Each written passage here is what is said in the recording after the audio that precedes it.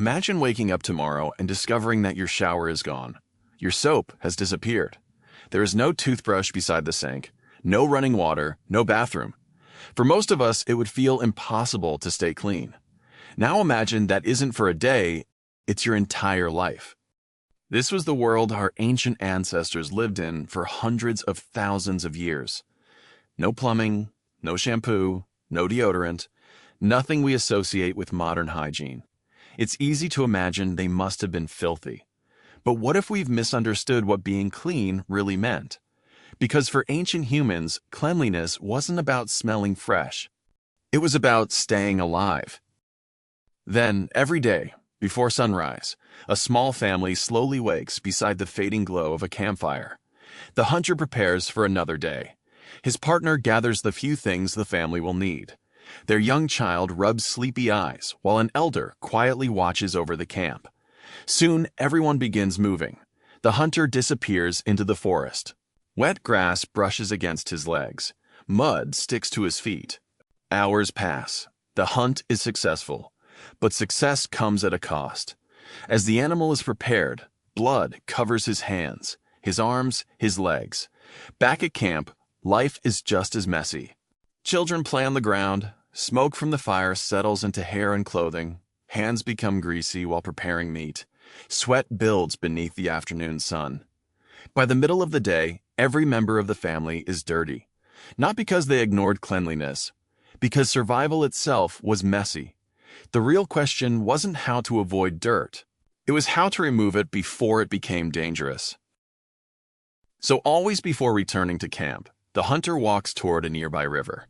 He kneels beside the water. The blood slowly disappears downstream. Mud washes from his legs. Nearby, the child laughs while splashing through the shallows. Without realizing it, the child is cleaning away the dust collected throughout the morning. Water is the simplest solution. But it isn't the only one. When water isn't available, people can rub away dried mud with fine sand.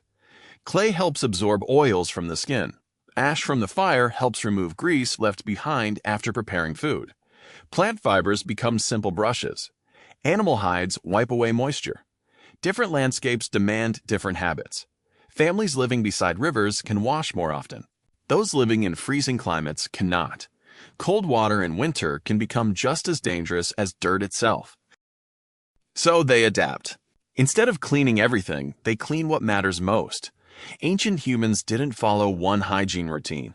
They followed whatever their environment allowed. Nature wasn't standing in the way. Nature was their bathroom. Now, as evening arrives, the family gathers once again around the fire. The child scratches their head. The elder gently parts the child's hair. Tiny lice cling between the strands. Patiently, one by one, they are removed. Nearby, the hunter notices a small cut across his hand. It happened during the hunt.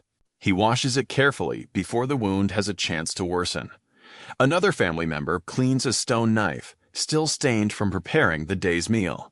Not because the smell is unpleasant, because tomorrow that same tool will prepare food again. This is the true purpose of hygiene. Body odor is almost meaningless. The real enemies cannot always be seen.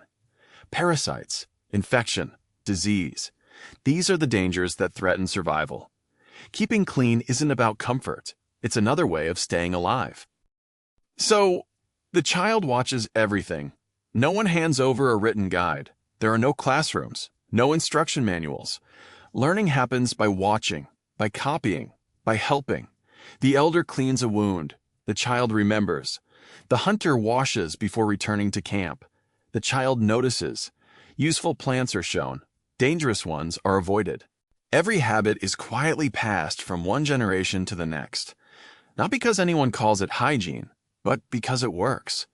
Long before cities existed, long before soap was made, long before modern medicine, human beings were already teaching one another how to care for their bodies. Civilization didn't invent these instincts. It inherited them. Tomorrow morning, millions of us will step into a warm shower without giving it a second thought. We'll wash our hands, brush our teeth, reach for a bar of soap. These routines feel ordinary, but they solve the very same problem our ancestors faced every single day: protect the body, prevent illness, live long enough to see another sunrise. The tools have changed. The instinct has not. So the next time you turn on a faucet, remember this.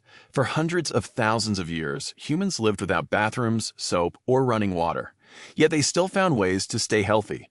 Not because they wanted to smell pleasant, but because every small act of cleanliness gave them one more chance to survive. Perhaps cleanliness was never really about comfort. It has always been one of humanity's oldest survival skills.